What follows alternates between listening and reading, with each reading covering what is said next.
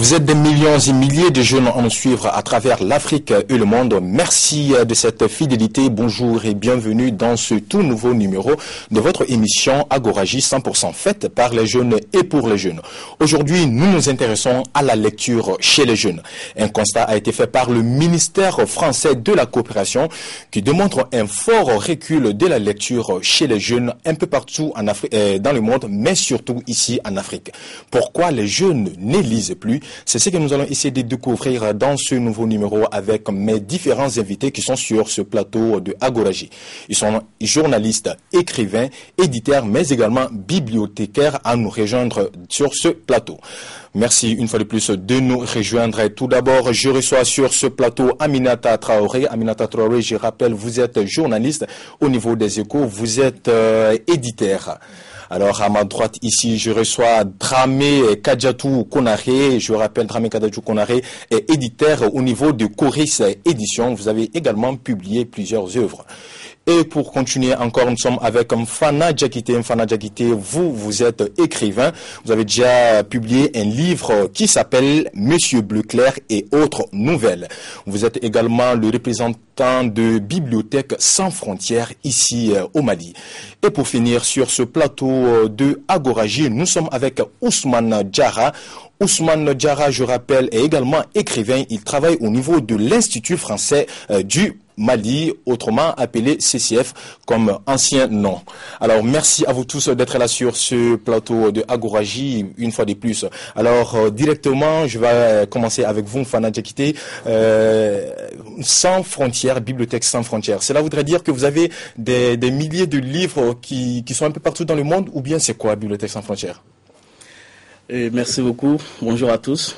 Et donc, je présente brièvement... C'est une ONG française qui intervient un peu partout dans le monde.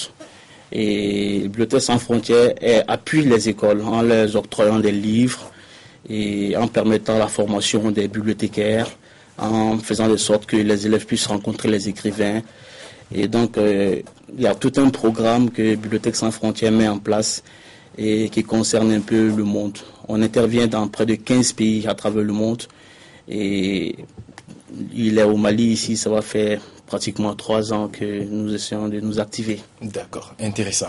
Alors, en Côte d'Ivoire, comme un peu partout en Afrique, les jeunes se sentent beaucoup plus attirés par les nouvelles technologies de l'information et de la communication que par les livres et la lecture.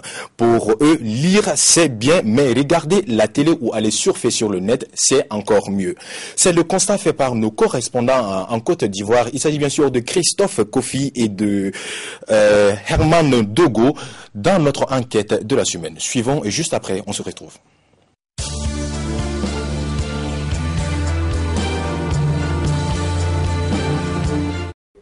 En Côte d'Ivoire aussi, les jeunes se désintéressent de la lecture. Sous l'influence grandissante d'Internet et de la télévision, les jeunes, contrairement à leurs parents il y a quelques années, vivent aujourd'hui la lecture comme un chemin de croix. C'est une perte de temps. Et pour pouvoir gagner en temps, je préfère aller sur le net, m'informer avec la qualité des informations et des images. Bon, il y a tout un réseau social qui est développé sur Internet, contrairement à perdre le temps à lire. Malgré l'influence des nouvelles technologies de l'information et de la communication, certains jeunes passent leur temps dans les bibliothèques pour acquérir de nouvelles connaissances. Comme quoi, tout n'est pas perdu pour la lecture. C'est un plus, quoi.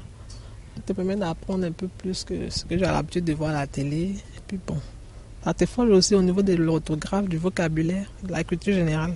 Je me dis qu'il y a beaucoup de choses que je ne connais pas. Il va falloir que je lise davantage pour avoir plus d'informations. Ça te permet de t'ouvrir au monde, puis bon, de répondre à certains trucs. Et puis la peur du ridicule surtout. Sidney est handicapé physique. Depuis 9 ans, il a transformé la devanture de sa maison en une bibliothèque sociale. Il dispose ici de plus de 7000 ouvrages. Des ouvrages que Sidney a acquis grâce aux dons de ses amis et à son maigre cachet d'humoriste. Sans moyens financiers, la modeste bibliothèque de Sidney tombe dans un état de délabrement avancé. Malgré tout, ce passionné de culture ne baisse pas les bras, transmet son goût de la lecture aux plus jeunes, est comme un sacerdoce et une passion irrésistible. C'est bientôt la fête au village. Tous les membres de la famille connaissent doivent se retrouver. Je suis un passionné de lecture. Et je partage maintenant ma passion de la lecture avec les autres que j'appelle maintenant mes abonnés, qui sont au moins plus de 300 à 400 personnes au niveau d'Abidjan, qui viennent un peu de partout prendre des bouquins à la bibliothèque Le Romandon pour aller les lire chez eux. Un engagement qui fait espérer, mais le combat pour la lecture en Afrique est un combat permanent, surtout dans nos sociétés de tradition orale. Alors, on revient sur ce plateau de Agoraji. Une première question peut-être à vous tous. Nous avons vu une intervenante tout à l'heure qui disait que c'est une perte de temps à la lecture. Selon vous, qu'est-ce qui a amené ce recul de la lecture? Peut-être on va commencer par vous. En regardant ce reportage, moi j'ai presque envie de dire qu'il y a quand même une certaine confusion par rapport au support. Ce qui me semble important, à mon avis, c'est la circulation des idées. Qu'il soit maintenant sur papier, donc le livre, ou qu'on puisse lire sur écran, comme le font ces jeunes-là. Je pense que vraiment la chose la plus importante, c'est arriver à faire passer des idées, arriver à faire circuler l'écrit. D'accord. Monsieur Djakité, selon vous, qu'est-ce qui a amené ça, ce recul de la lecture chez les jeunes? Moi, je pense que c'est le temps. C'est aujourd'hui qui fait que on lit peut-être moins. Nos anciens, peut-être, avaient peu de choix de divertissement. Parce que le livre, il est à la fois ludique et pédagogique. Autrefois, il n'y avait pas tout ce qu'on a, toute cette technologie, les ordinateurs, les téléphones portables. Mais aujourd'hui, nous, on se retrouve en plein pied parmi ces choses-là. Il y a le téléphone, il y a les ordinateurs portables. Et peut-être qu'il y a tout ça qui fait que les élèves délaissent un peu le livre par rapport à ces nouvelles technologies. Alors, Monsieur Diarra, je disais tout à l'heure, vous, à votre temps, vous avez beaucoup lu les livres quand vous étiez encore plus jeune. C'est ce qui a amené aujourd'hui que vous avez pu faire toutes ces réalisations. Selon vous, qu'est-ce qui a amené ce décalage-là? Pourquoi les jeunes ne lisent plus les livres?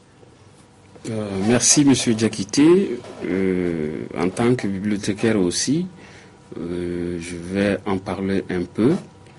Les jeunes lisent moins, mais on ne peut pas dire qu'ils ne lisent plus. C'est que la lecture intéresse, c'est que la culture générale intéresse, et ils lisent. La différence avec notre temps, et là vous allez sourire un peu, vous savez quand on avait votre âge, même pour draguer, on avait un petit livre, un roman.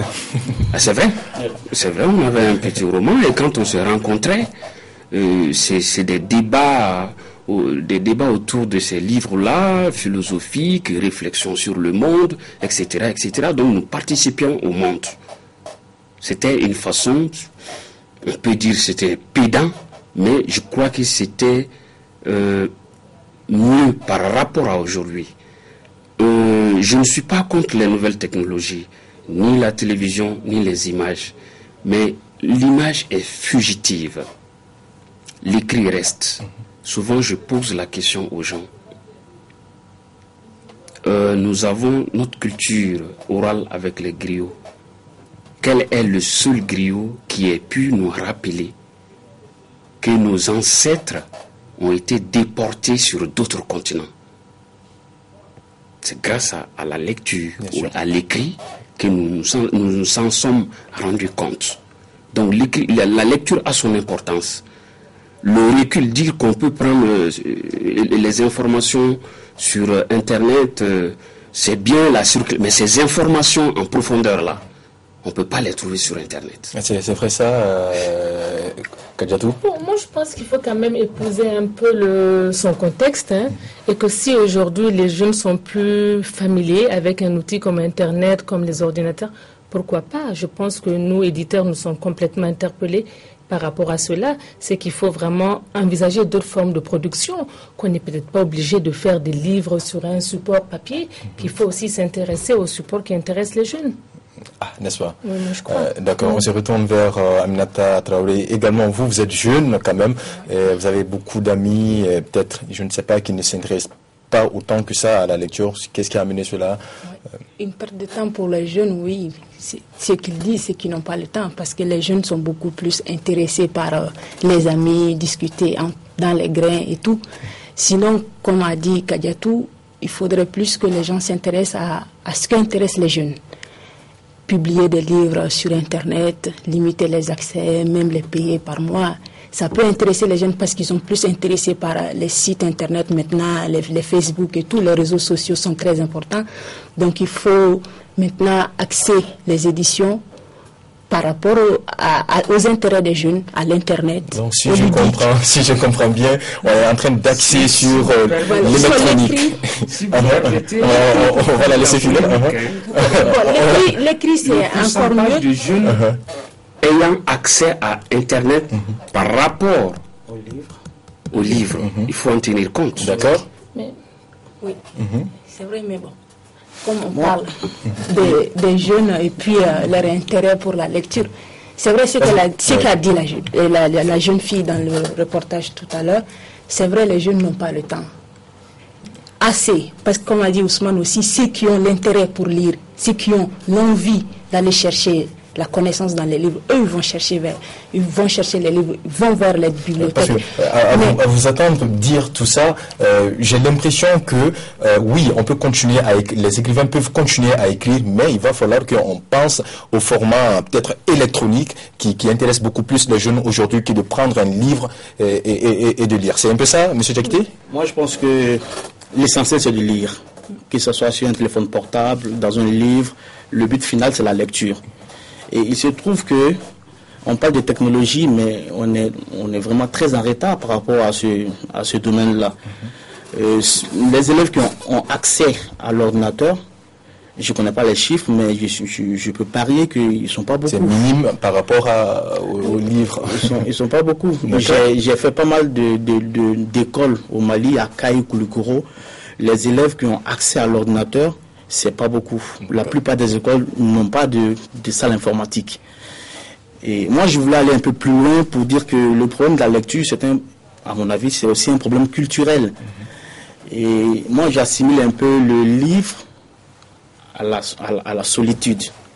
Nous vivons en communauté. Si on n'est pas à la maison en famille, on est au grain avec les amis. Et on a du mal à avoir un petit temps à nous pour consacrer à la lecture. Pour finir, quels sont ceux qui ont les livres des cheveux, par exemple? Est-ce que c'est vraiment notre culture? Est-ce que les Blancs, c'est des gens vraiment solitaires? Les livres les accompagnent partout. En voyage, dans la voiture, au bureau. Est-ce que nous, on est solitaires? D'accord. Vous voulez répondre, M. Diarra? Oui, je voulais dire que c'est vrai que l'aspect communautaire de notre société peut avoir des conséquences négatives sur la lecture, mais il faut se dire aussi que nous n'avons pas toujours été comme ça. Dans nos traditions, il y avait un temps pour les retrouvailles, il y avait un temps et un long temps où même un enfant se retrouvait seul. Donc nous avons confondu les temps, peut-être grâce à tout ce qui nous est arrivé, surtout la ville, mais il y avait un temps pour tout. D'accord. Mais c'est qui n'est pas le cas aujourd'hui. C'est qui n'est pas le cas aujourd'hui. Il va falloir réfléchir à ça globalement.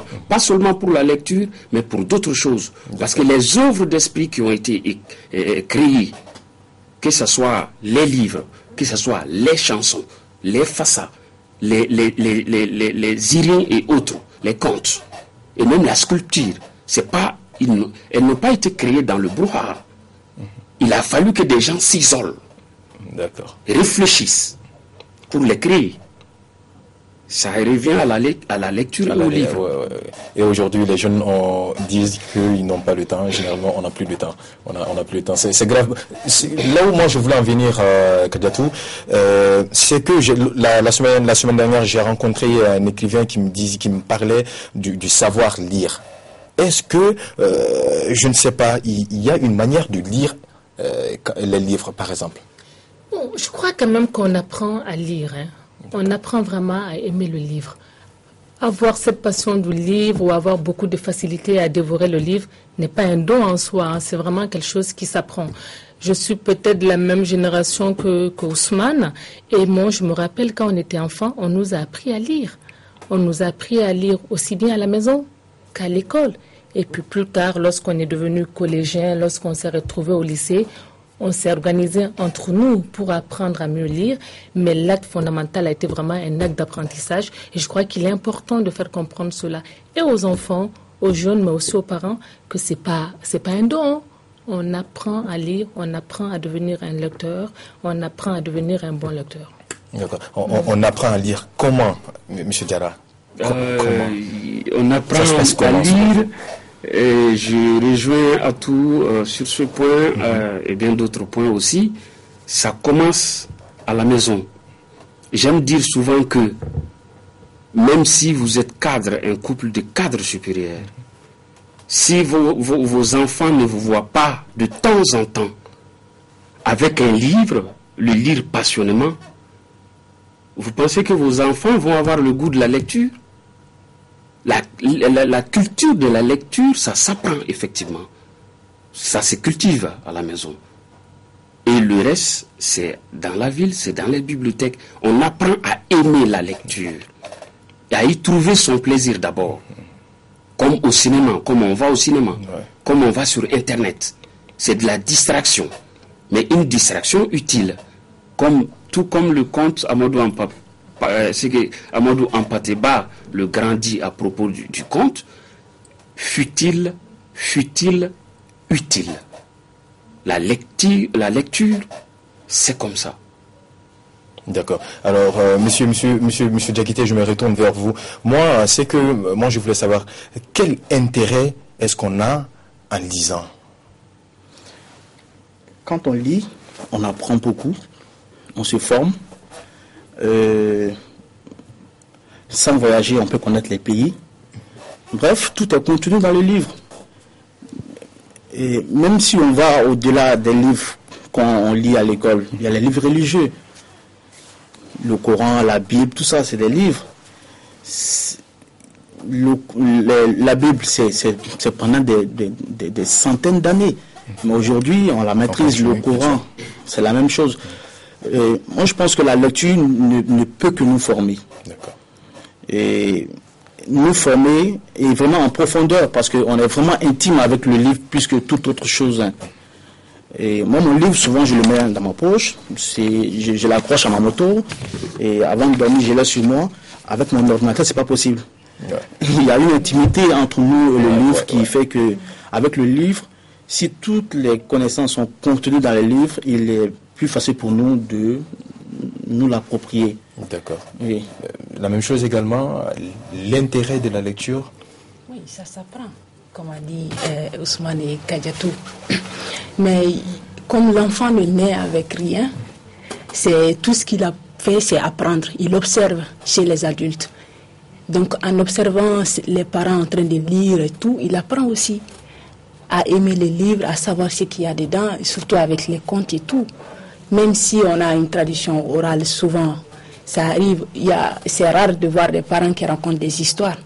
Je suis peut-être jeune, mais j'ai eu des grandes-mères qui me racontaient des histoires quand ça nous arrivait d'aller au village.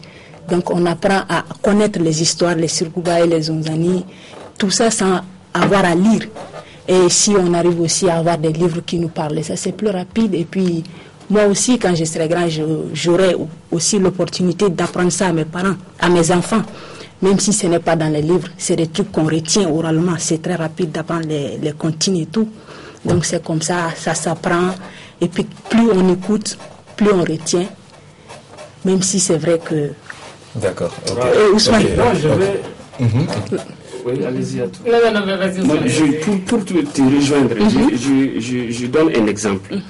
Un romancier afghan que je lis depuis longtemps. Je me suis rendu compte, Afghanistan, Iran, etc., partout où il y a la culture islamique.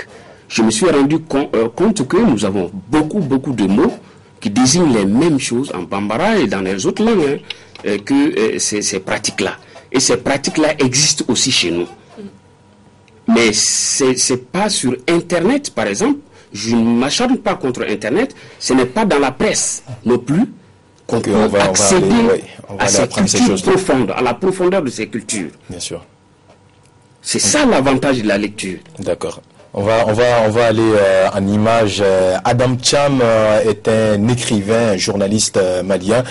Il s'intéresse beaucoup à la lecture et à l'écriture, surtout chez les jeunes. Alors, quelle est l'importance de la lecture? Il nous en témoigne ici dans notre rubrique témoignage de la semaine.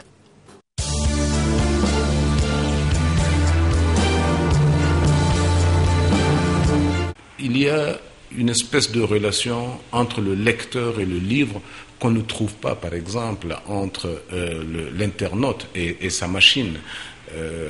Oui, c'est bien. Nous, on est agrandis, par exemple, dans la proximité de la littérature africaine. Nous connaissons les Kamara Lai, nous connaissons les Ferdinand Oyono. Et puis le simple fait, par exemple, de lire leurs livres nous a amené à nous intéresser à leur vie. Donc il y a une espèce de familiarité, de curiosité que le livre développe qui ne me paraît pas évident du tout dans une autre forme d'acquisition de savoir, comme par exemple lire le livre sur Internet ou envoyer un mail, etc.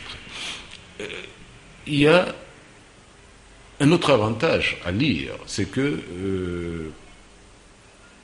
c'est dans le livre qu'il y a, par exemple, tout le corpus moral et le corpus des sociétés dont les nôtres. Par exemple,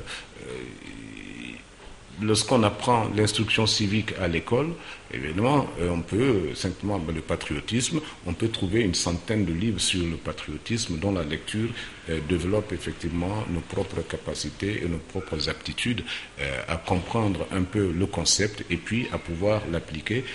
Comme on dit, un livre sauve un homme et un pays. Et donc, c'est ça l'intérêt de la lecture, c'est la formation, d'abord l'acquisition du savoir, la culture, la formation de la personnalité. Oui, les avantages du livre sont nettement plus grands que ce qu'il peut comporter comme inconvénient.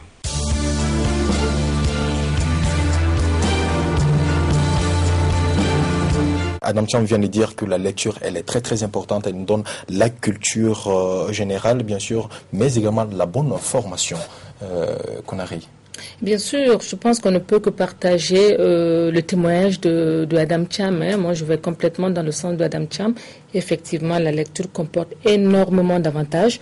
Je n'en vois pas d'inconvénients d'ailleurs, mais il y a juste une chose que moi j'aimerais ajouter, c'est que la lecture développe énormément la sensibilité. Moi-même, personnellement, lorsque j'ouvre un livre, je ressens des vibrations très fortes, on va dire. Comme si j'écoutais une très bonne musique, une très belle chanson. Et par moments, on peut se faire des confidences. Il m'arrive même de pleurer sur certaines pages, tellement je me sens touchée, tellement je me sens concernée par les mots, par l'écrit.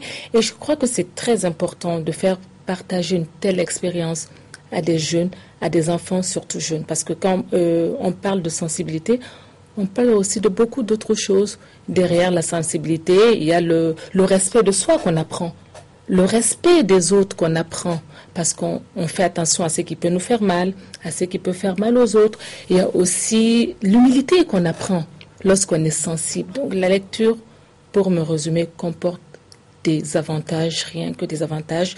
On ne peut qu'encourager nos enfants à lire, on ne peut qu'encourager les jeunes à lire. Et entre nous, professionnels, bibliothécaires, écrivains, éditeurs, on devrait davantage se concerter pour vraiment faire en sorte que les jeunes lisent. D'accord. Oui, que les jeunes arrivent à lire aujourd'hui.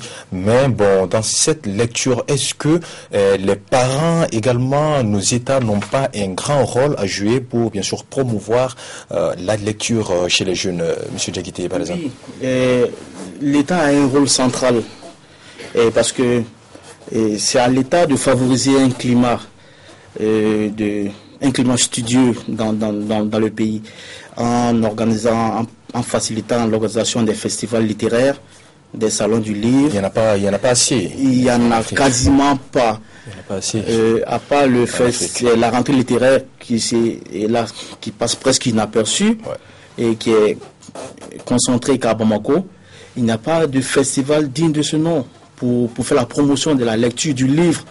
Les écrivains ne sont pas mis en valeur comme il le faut. Ils ne font pas de tournées dans les écoles.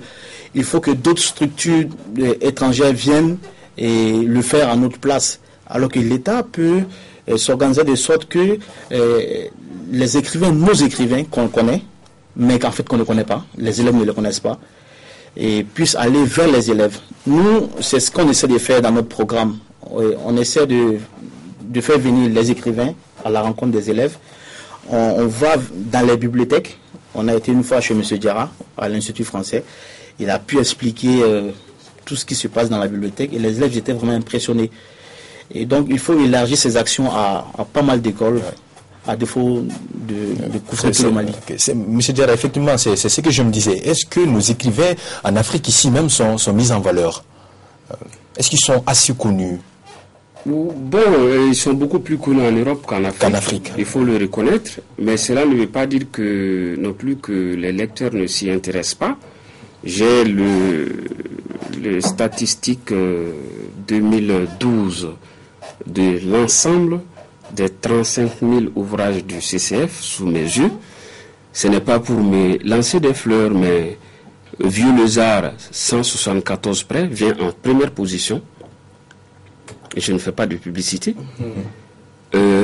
Conte initiatique Peul vient en deuxième position, 131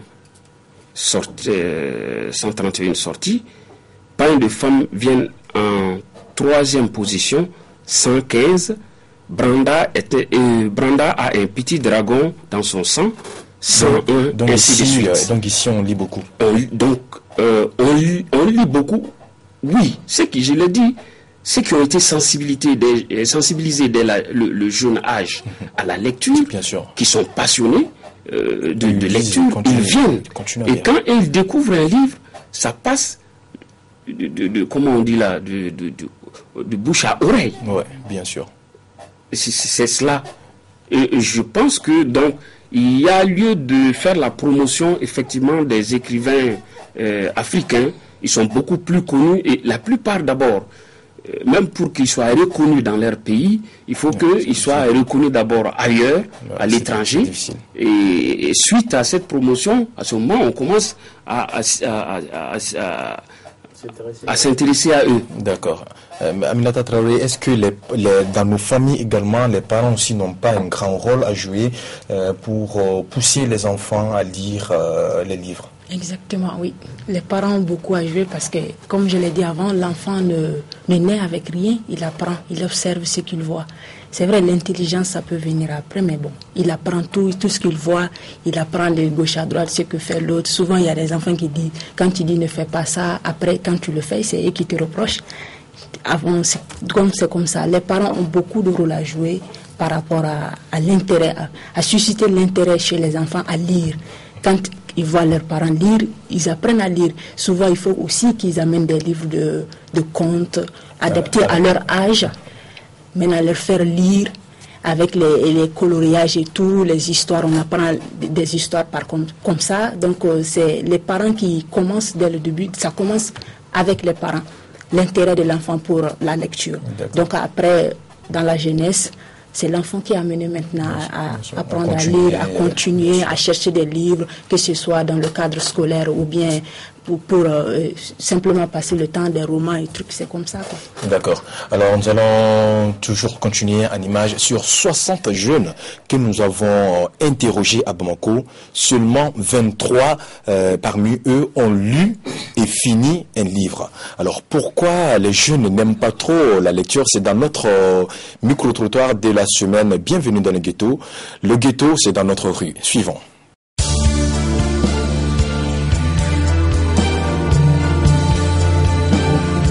Bon, pour moi, quand même, c'est l'informatique. Parce que c'est plus instantané.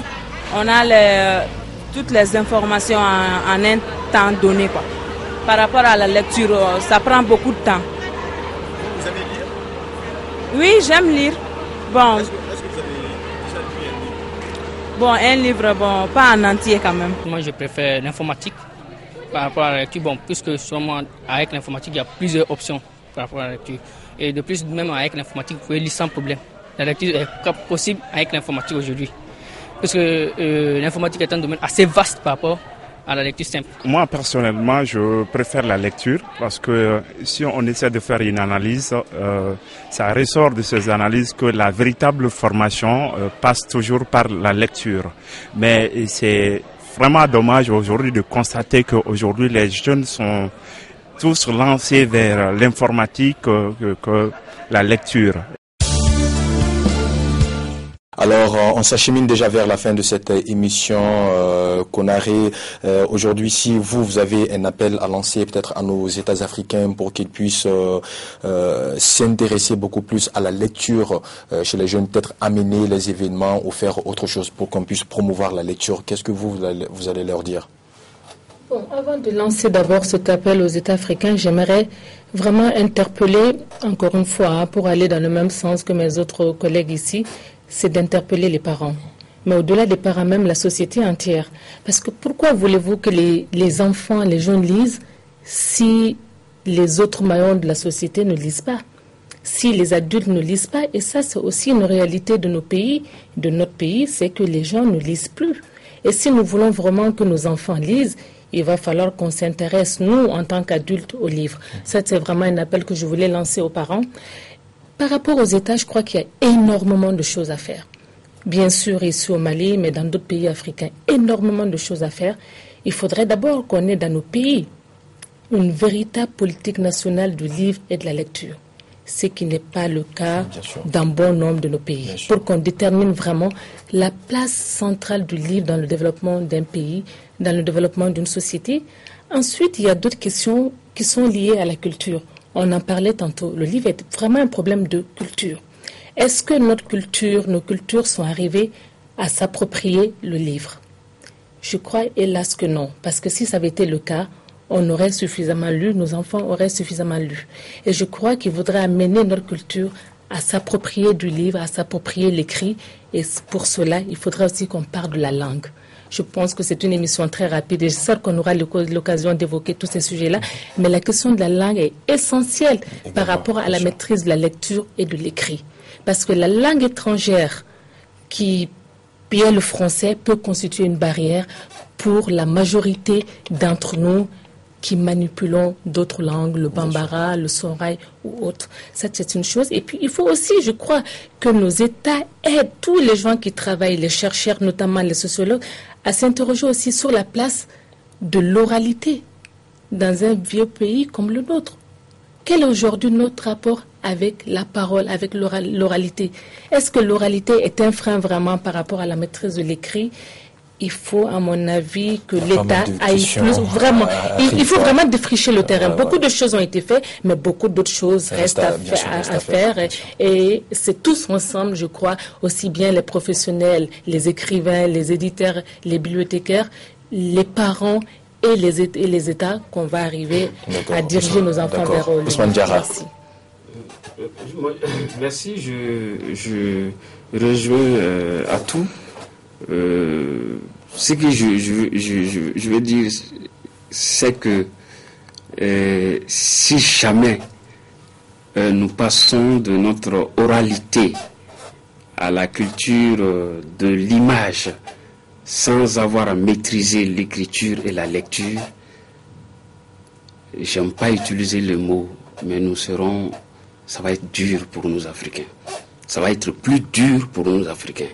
Il faut qu'on se dise que la télévision, les ordinateurs, c'est pas des illettrés qui les ont inventés. Bien sûr, tout à fait. C'est des gens qui ont profondément réfléchi. Ça vient du cerveau. C'est vrai, je suis tout à fait d'accord. La question des langues, c'est très important. La langue, c'est une barrière. Mais la réalité sur le plan international aujourd'hui est que même en Europe, c'est dans les langues maternelles, on lit moins, les jeunes lisent moins. Donc si nos jeunes empruntent la même voie, nous allons tomber dans la culture de l'image, la civilisation de l'image qui est fugitive, avant d'avoir maîtrisé l'écriture, la lecture qui est un temps d'arrêt pour se regarder et pour regarder le monde. Ok.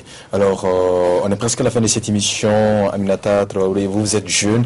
Vous avez plusieurs jeunes comme vous qui ne lisez pas beaucoup aujourd'hui, qui ne lisent plus beaucoup. Si aujourd'hui vous avez un appel à leur lancer. Je leur dirais d'aller vers la bibliothèque, de lire de beaucoup. Surtout que maintenant, même la formation amène les étudiants à lire. Surtout qu'on ne rentre plus en classe et tout, donc ils ont le programme qu'ils aillent vers les livres, vers les bibliothèques. On en a assez ici, qui offrent beaucoup de diversité de livres, que les jeunes aillent lire et qu'ils apprennent dans les livres. Comme a dit le monsieur, on voyage en lisant chez soi. On arrive à connaître d'autres cultures en lisant. Donc qu'ils ne restent pas seulement au grain, à parler de tout et de rien, qu'ils aillent vers les livres, qu'ils lisent beaucoup, qu'ils apprennent aussi à leurs jeunes frères de lire, parce qu'eux aussi sont amenés à être quelqu'un dans la vie. D'accord. Fana Diakité, pour finir avec vous, si vous avez un appel à lancer peut-être aux États africains, mais également aux jeunes ou à nos parents. Et moi, ma solution, c'est de proposer aux décideurs de s'attaquer au cycle fondamental. Je pense que c'est la base de toute chose. Une fois qu'on arrive à gagner ce pari, je pense qu'à partir du lycée, les élèves seuls peuvent... il faut surtout s'attaquer au cycle fondamental. C'est vrai qu'il n'y a pas de bibliothèque dans nos écoles, voilà. Malheureusement. Il faut donner des livres aux enfants de la première année à la 9e. Il faut faire beaucoup d'ateliers de lecture. Et une fois que ce pari est gagné, à partir du lycée, l'élève, il est consciencieux, il sait ce qu'il fait, il pourra lire de lui-même. Je vais juste ajouter qu'il faut aussi que les enseignants et les bibliothécaires eux-mêmes aiment la lecture. On ne peut pas communiquer le goût de la lecture si on ne lit pas soi-même. D'accord. Alors, ainsi s'achève cette émission. Merci à vous, jeunes d'Afrique, et d'ailleurs de l'avoir suivi. On se retrouve, Inch'Allah, dans 2 semaines pour un autre débat de Agoraji. Vous pouvez dès à présent retrouver cette émission sur notre site internet www.africabletelevision.com ou tout simplement réagir en nous écrivant à l'adresse agoraji@africabletelevision.com. Merci à vous et Inch'Allah, on se retrouve dans 2 semaines. Bonsoir.